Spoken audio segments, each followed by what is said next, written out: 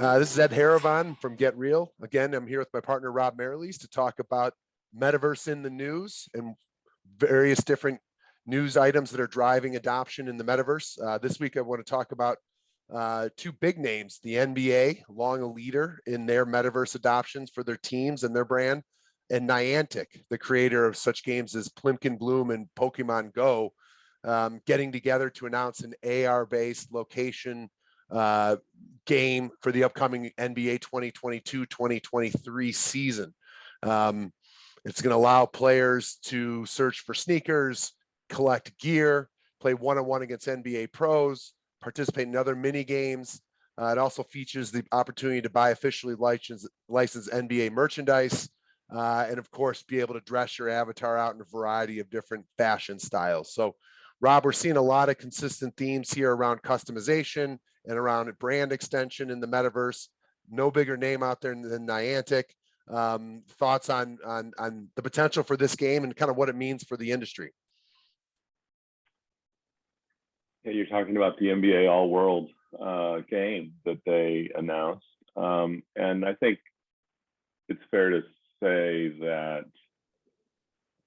the Pokemon Go experience, while compelling several years ago, AR based on the phone, took the world by storm, right? There were lots of Pokemon fans, of course, and lots of parents taking their kids to look for game items that were visible only through augmented reality.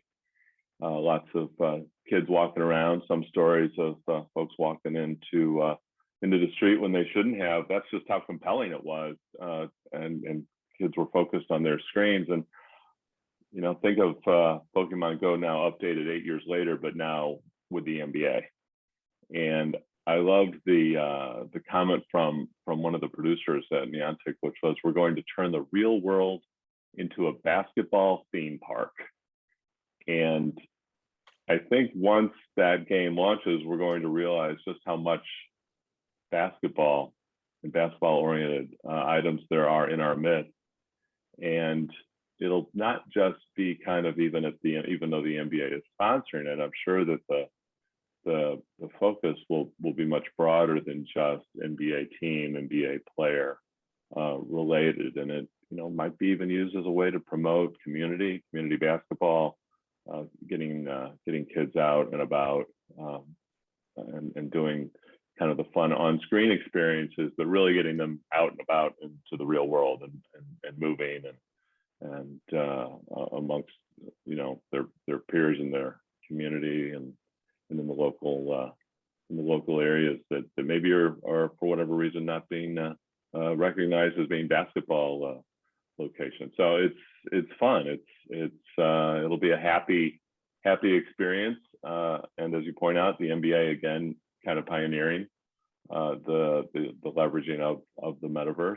It'll be fun to see how it turns out with some of the other, like what the copycats end up doing for the other leagues, and it's going to be a fun experience, I'm sure. Well, the couple hallmarks for adoption that I look to in this is, number one, the mobile AR component of it. When you give Niantic and you have so many people on cell phones at all different ages, and they're able to just play this game instantaneously wherever they're at. And then the location-based element to it, what they can do to drive engagement at NBA events, such as games or clinics or practices or arenas in various different cities, but also other tangential basketball events, parks, community courts, community center tournaments, et cetera.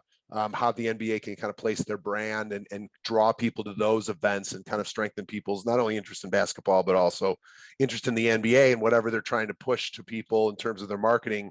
I think it's going to be, I look for this to be a wild success, and I'm really excited to see how it comes out, especially with the pros at Niantic behind it, because it's going to be something that really leverages everything that they can do with their ability to map the world. So looking forward to seeing this. I know beta versions coming out here over the summer and then expected launch early next season. So be excited to get this one and come back and give it a review when it releases.